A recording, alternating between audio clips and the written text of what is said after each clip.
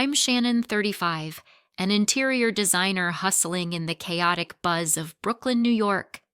Life was finally clicking, big projects rolling in a passport fresh in my purse for that game-changing work trip to Europe. But one backyard BBQ shattered it all. The slap echoed across the grill smoke sharp as a firecracker on a humid East Coast evening. My cheek burned like hell, the kind of sting that freezes time. My sister lunged forward, eyes wild with that familiar venom, snatching my passport right from the picnic table. She crumpled it like trash and hurled it into the overflowing bin vomit from half-eaten burgers mixing with my dreams. The family chatter died. Forks clattered. My mom leaned back in her lawn chair, smirking like she'd rehearsed it. "A beggar wants to fly," she sneered, her voice slicing through the awkward silence, loud enough for the neighbors' kids to peek over the fence. I stood there, pulse hammering in my ears, the metallic tang of blood on my lip from biting back. Years of her jabs mocking my promotions, whispering I was too ambitious for family, boiled up, but I swallowed it. No scene, no tears. Just a slow breath, my hand steady as I grabbed my keys. I walked out, leaving this sizzle of burgers and their stares behind. The gate clicked shut like a final word unspoken. What happened next? 1 month later, their world burned literally. They showed up at my door, desperate, begging, "Please let us stay." I only smiled and said, "Beggars belong in the trash." If family betrayal hits too close to home, smash that subscribe for the full twist and comment if you've got a story like this. Your support keeps these raw truths coming. The drive home through Brooklyn's traffic was a blur, my hands gripping the wheel as headlights cut the dark. I pulled into our apartment's cramped lot, the engine ticking off like a fading pulse. Inside, Cody sprawled on the couch, scrolling under the dim glow of a lamp. He glanced up, brows knitting at my tight jaw and reddened cheek. "What the hell happened?" he asked, crossing the hardwood fast. I sank into the cushions, their creak loud in the quiet, and spilled it. The grab, the toss, the sting of that public hit. His eyes darkened, shoulders squaring. "That's no prank, Shan. We need proof now." I nodded, pulling my phone from my purse screen, casting a cold light. Ignoring a flood of notifications, I tapped her number. "Deanna's our move," I said, voice low. Cody's nod was firm, his hand steady on my arm. "Call her." Deanna picked up on the second ring, her voice sharp through the line. "Shannon, what's going on?" Pacing the cool floor I laid out the night the passport snatched the bin, the quick clip I'd nabbed. Her lawyer brain kicked in questions about clarity, sound, any prior moves. "Send me everything." She said all business. "Check your visa email too, hackers leave traces." My stomach knotted. That trip was my ticket to the next level, the kind of win my sister couldn't stand. "You think she'd go that far? Don't guess, prove it." Her words snapped me focused. I forwarded the video the moment of her crumpling my passport, frozen in grainy truth time stamped clear. Cody brewed coffee, the machine gurgling as I booted the laptop on our counter, street noise leaking through the window. I logged into the visa portal, still active, but Deanna's text pinged with a scan link. "Run this," she ordered. I typed fast progress, bar crawling, fingers tapping the edge. Cody slid a mug over, warmth seeping into my palm. The scan finished 2 unauthorized logins, 1 2 weeks back. IP pinned to her street. My breath caught screenshots saved in a rush, date screaming sabotage. "She's been sniffing my account," I muttered, Cody leaning in his face grim. Anger surged, but I funneled it, digging through my purse for the bin photos, passport crumpled, stained with grease. I uploaded them to a secure drive with the clip and logs, plus Deanna's quick notes on New York tampering laws. Her callback came at midnight, voice clipped. "Solid case video logs intent. Confront soon?" Cody's eyes locked on mine, steady. "Build it tight first," I said, resolve hardening. They think I'll fold. Not this time. Deanna grunted agreement call done. The apartment went still, only the fridge's hum breaking the silence. I leaned against Cody, exhaustion creeping in, but my mind was set. They'd face the truth, and I'd make sure of it. Morning broke heavy over Brooklyn. I woke to the faint honk of taxis, Cody already brewing coffee in our kitchen, the machine's sputter cutting through my haze. His eyes met mine, steady but sharp. "You good to keep going?" he asked, sliding a mug across the counter, warmth curling under my fingers. I nodded, jaw tight. The plan from last night's call with Deanna burned in my head: build the case, stay quiet. No one could know, not yet. I sat up at the dining table laptop, humming Deanna's legal notes open. She'd flagged New York's cybercrime statutes, unauthorized access harassment, enough for a restraining order if we pushed. I scribbled additions cross-referencing logs from the Visa hack, each date a nail in Kendra's coffin. Cody leaned over, scanning the screen. "This is tight, Sean," he said, voice low, "but we need more on her pattern." I agreed, pulling up Instagram on my phone, the app's glow harsh against the morning light. Kendra's post screamed fake, smiling at rooftop bars, captions about living her best life. But the comments told another story, fewer like snarky replies about her failed boutique. Her world was cracking debts, piling up in Brooklyn's ruthless grind. I tapped out a message to Deanna, her reply instant dig, deeper any priors. I scoured old chats, unearthing Kendra's snide texts from last year, mocking my late nights at the firm. "Too busy for family, huh?" one read. Each word fueled my resolve, fingers flying, as I archived screenshots in our shared drive. By midweek, Cody and I sat with Deanna at her office, a cramped space near Flatbush papers strewn across her desk. She walked us through the evidence video logs, photos, texts, her pen tapping as she spoke. "You've got intent," she said, "but timing's everything. Wait for a slip." I nodded, pulse steady, knowing Kendra's ego would betray her. Back home, I kept watch. Tyler's stories popped up, blurry shots of him and Dylan at a park, no sign of Kendra. Her posts grew frantic, a photo of her brownstone captioned "Home, sweet home," despite whispers of missed rent. Neighbors' comments hinted at arguments, doors slamming late. Her life was unraveling, and I hadn't lifted a finger yet. Cody caught my stare at the screen one night, the city's hum leaking through our window. "You're playing it smart," he said, hand on my shoulder. I exhaled, tension easing. "They'll trip on their own." I murmured, the thought looping in my mind. Kendra's jealousy had always been her weakness, her need to one-up me, to shine brighter in Brooklyn's crowded spotlight. The week dragged my work at the firm, a blur of client calls and sketches, but my focus never wavered. I checked Deanna's updates daily, her texts short, hold tight. Each day sharpened my edge, the quiet building like a storm. Karma, I thought, would do its work, and I'd be ready when it did. 2 weeks later, the pieces started shifting. My phone buzzed during a client sketch, Deanna's text lighting up the screen. "Heads up, Tyler's reaching out. Something's brewing." I set the pencil down, heart quickening, and replied for details. No rush to respond to him yet.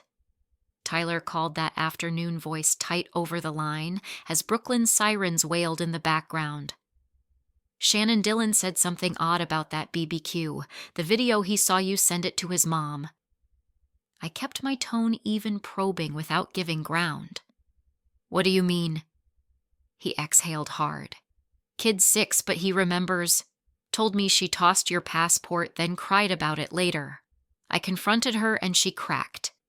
Admitted digging into your visa stuff." Silence stretched, his breathing ragged. "I need that clip. For real." I forwarded it without a word, the file whooshing through the ether. Minutes later, his thanks came clipped, laced with fury. "This is over." No plea for advice, just the sound of a man unraveling. That evening, Cody and I walked the block, air thick with fall chill, when Deanna rang. "Tyler's at the courthouse now. No fault filing citing irreconcilable backed by your evidence." I stopped under a street lamp, its buzz faint. "He didn't wait. Evidence spoke for itself," she said. "Cops aren't involved yet, but the judge fast-tracks these in NY."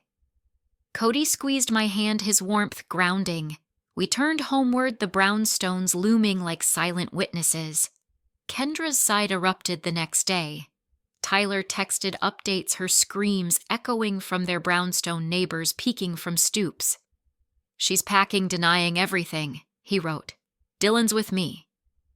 I pictured it, her pacing the living room photos, crashing as accusations flew the walls they'd shared, cracking under the weight. No call from her, no desperate plea. Just radio silence on her end, broken by a frantic post on her feed, a blurry selfie captioned, "Family first," likes trickling in from oblivious friends. I scrolled past, irony twisting in my chest. All that scheming, the hacks and snatches, and now her own son had lit the fuse. Deanna confirmed the filing stamped assets split custody preliminary to Tyler. Kendra got the smaller share, her boutique debts dragging it lower. "She's served tomorrow," Deanna added. "Stay clear. Let it play." I did, watching from our window as dusk settled over the avenue. Tyler drove by once, Dylan waving from the back seat, small hand pressed to glass. No wave back from me, just a nod to Cody beside. The truth had bared itself, no push from my side required. Kendra's jealousy, once a whisper in texts, now roared through court papers and slammed doors. Cody poured wine later, glasses clinking soft.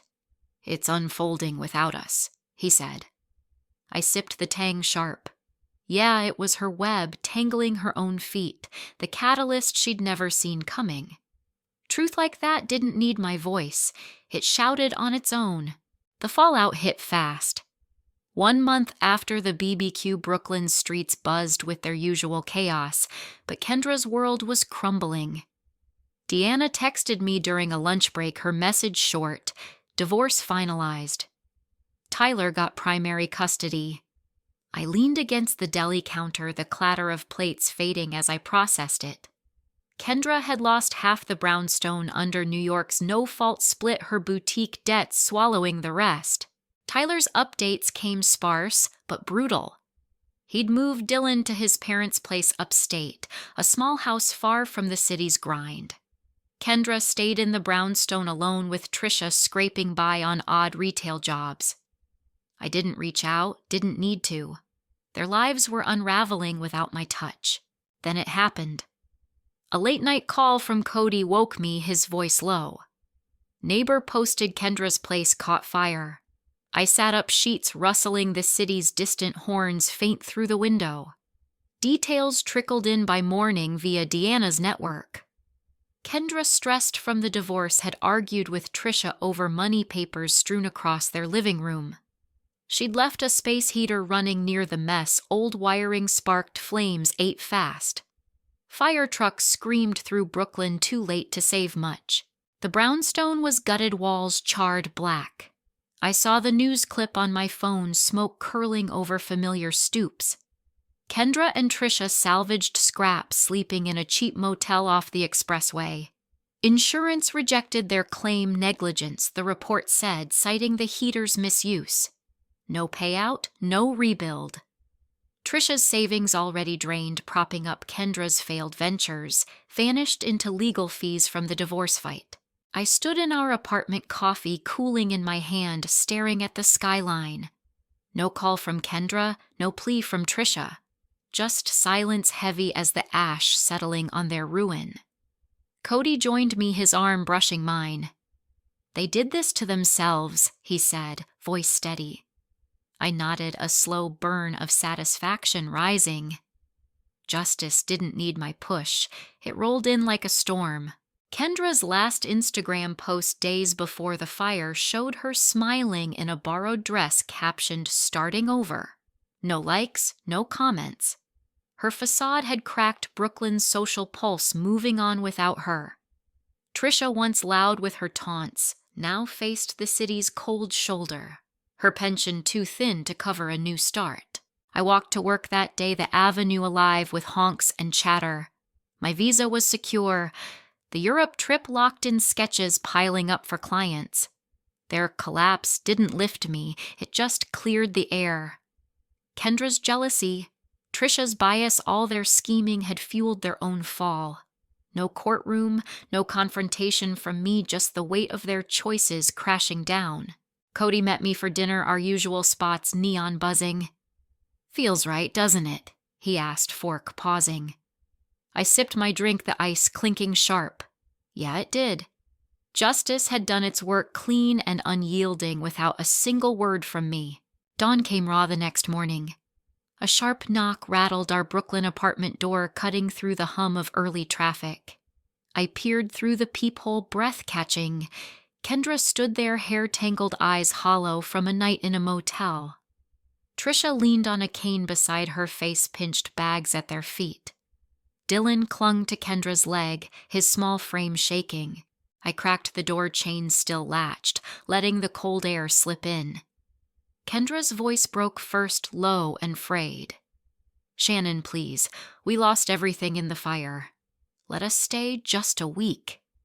Her hands twisted, knuckles pale, no trace of the smugness from that BBQ night. Trisha stepped closer, her usual sneer gone, replaced by a trembling lip. "We're family, aren't we? You've got space." Her words carried a faint echo of that beggar taunt, now turned desperate. Dylan looked up, eyes wet, his voice a whisper. "Aunt Shannon, I don't want to sleep in that smelly room again." Cody stood behind me, silent in the hallway's shadow, his presence steady but unyielding. I kept my gaze locked on them, face blank, letting their pleas hang in the air. The street below buzzed delivery trucks, dog walkers, while their world shrank to my doorstep. Kendra's shoulders slumped, her next words a choke. "I messed up, okay. I was jealous, your job, your trip. I'm sorry." Trisha nodded, clutching her purse. "We didn't mean it to go this far," she mumbled, voice cracking. I tilted my head, silent, the memory of that slap flashing hot. Their apologies felt like ash, weightless against the ruin they'd built. Dylan sniffled, tugging Kendra's sleeve, unaware of the venom that had led them here. I leaned against the frame, the wood cool under my palm, watching their desperation unfold. No tears from me, no softening. The irony burned sharp. Kendra, who'd tossed my passport to prove her edge, now stood broken, her life charred like her brownstone. Trisha, once loud with her jabs, begged from the curb she'd mocked me from. "Who's the beggar now?" I said, voice low, cutting through their silence. Kendra flinched, eyes dropping to the cracked pavement. Dylan's sob grew louder, piercing, but I held firm, my pulse even. They'd spun this web, every jab, every hack, every sneer, and now it trapped them, not me. Cody's hand grazed my back, a quiet signal. I straightened, door still half closed. "You made your choices?" I said, each word deliberate.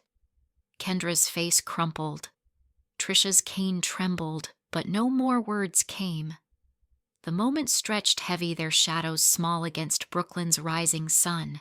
I stepped back, the chain rattling as I eased the door shut. Their figures blurred through the glass, Dylan's cries fading into the city's din. They turned away, bags dragging, swallowed by the morning crowd.